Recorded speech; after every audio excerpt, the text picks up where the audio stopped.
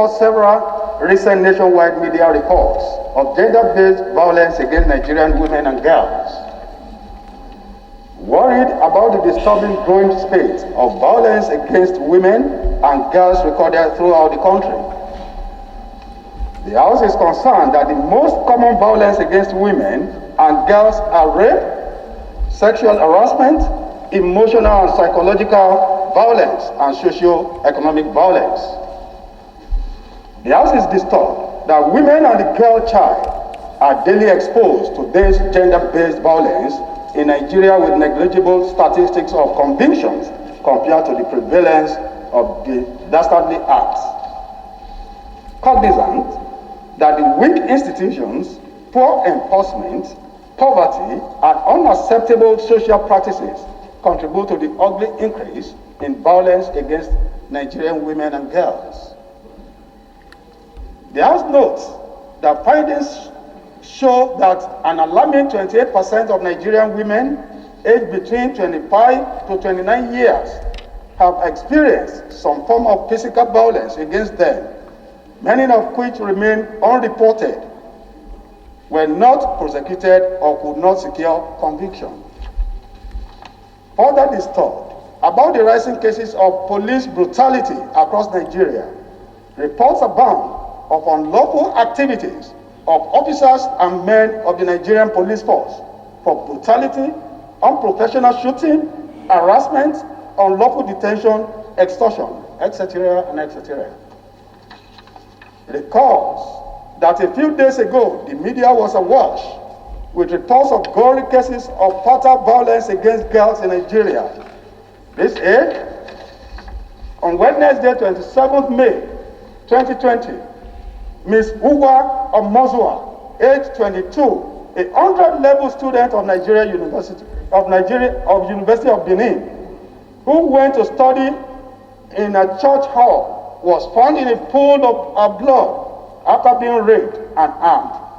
She died soon afterwards. B.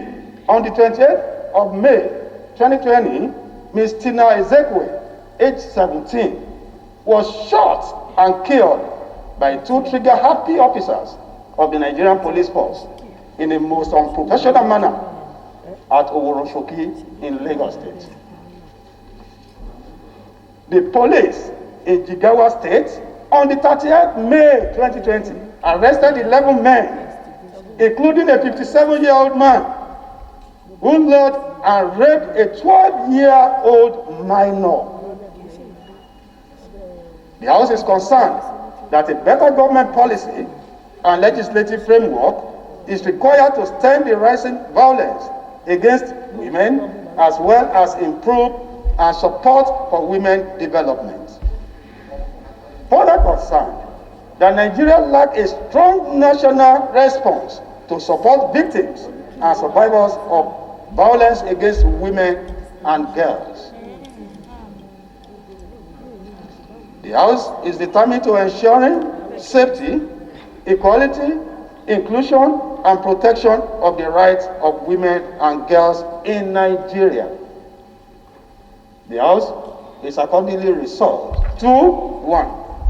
Urge the Inspector General of Police to immediately cause investigations into the cases of Uwa Omozua, Tina Ezekwe, the reported rape of minor in Jigawa State, as well as all other reported cases of violence against women, with a view to bringing the criminals to justice.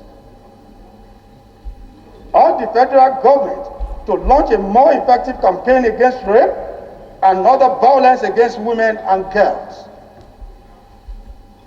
Mandate all members to dress in black at the next sitting in solidarity against the death of Uwa Omozua, Tina Ezekwe, and other victims of rape and other fatal violence against women and girls in Nigeria.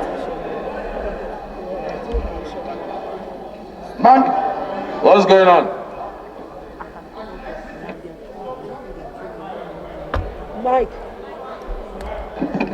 And there will be allowance for that. Mandate all members to also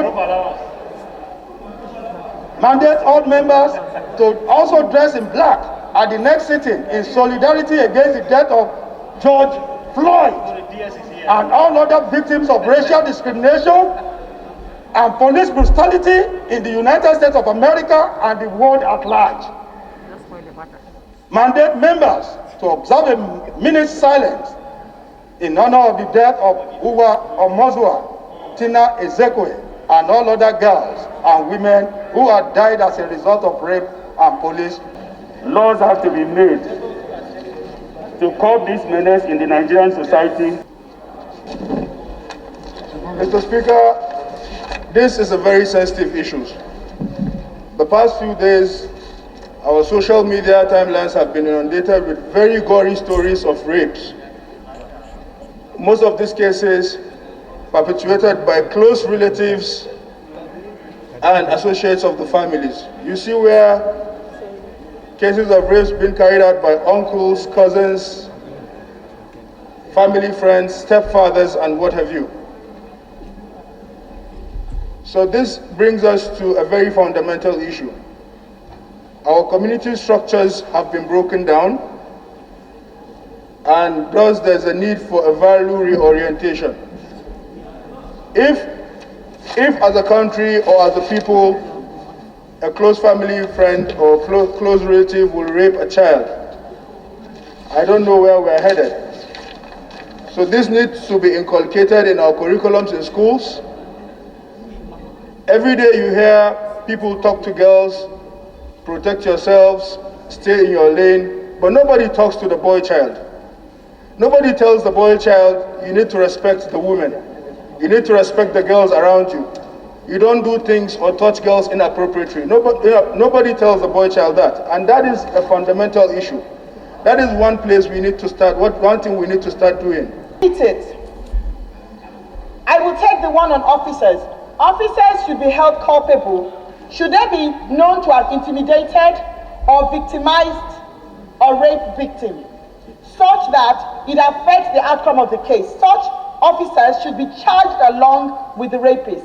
It will deter members of the police force from this action, which we know is already common. Inspector General of Police to set up units in all police formations for the investigation of rape cases throughout the country and equip the units.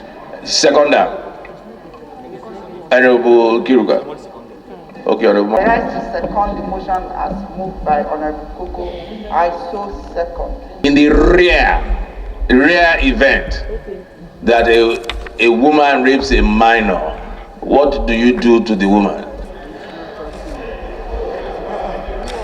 Those in favor of the amendment, please say aye. Those against, please say nay.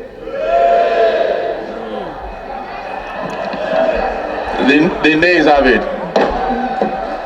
The NAPTIP should open up a register of convicted rapists and make same public with photographs. I will say that this is actually in keeping in what happens in advanced democracies, even though their own is more about child offenders. But I think perhaps this may be adequate in the Nigerian context. Honorable Nasir Ali Ahmed, second.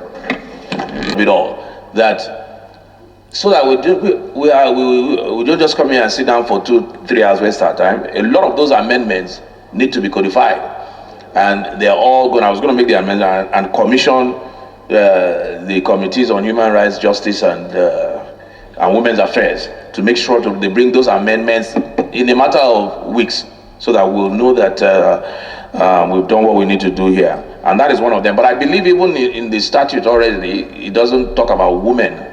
It just talks about rape. But just to make sure, So the ayes have it. There is definition of rape, but there's also something called statutory rape. Statutory rape is when you rape a minor. In other words, consent or no consent. You cannot have carnal knowledge or sexual intercourse with somebody who is underage, whether even with their consent. But the question, the motion by Honorable Faleke is about the punishment that will be attached to, in addition, that will be attached to the rape of a minor, which is already an offense. But what is the punishment? He is now adding a punishment that if you are found guilty of raping a minor, not raping anybody, raping a minor, that the law should be amended for the punishment to include castration. So it depends on the house which way they want to go. I don't know if let's allow Honorable Elumelu to move for a rescission, and then if the house allows it, if the house allows for the rescission, because we've already made a decision. So move for your rescission. Thank you, Mr. Speaker. I remain Honorable Tedi Godwin Elumelu, and I'm from Delta State. I move that we rescind our earlier decision as it relates to the amendment that was proposed by Honorable Faleke. I so move. Honorable Osai, please say aye. Those against, please say nay. The nays have it.